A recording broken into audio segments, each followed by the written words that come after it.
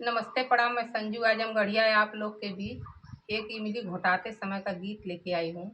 अच्छा लगे तो कमेंट बॉक्स में बताइएगा। प्लीज़ मेरे चैनल को सब्सक्राइब और सपोर्ट करिएगा। एक बार ज़रूर सुनिएगा। मामा खाली हाथे इमली घोटावैने हो। मामा खाली हाथे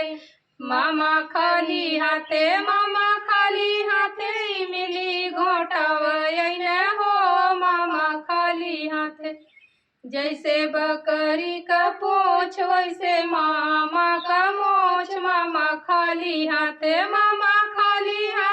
इमली घोटावैने हो। मामा खाली हाथे इमली घोटावैने हो। मामा खाली हाथे इनकर कुर्ता फाटल बा, इनकर बंडी फाटल बा। इनके कुर्तवा में पीछावा से पेवन साटल बा। मामा खाली हाथे इमली घोटावैने हो। मामा खाली हाथे इनकर मोजा फाटल बा, इनकर जूता फाटल बा। इनके जूतावा में पीछावा से चिप्पी मारल बा। मामा खाली हाथे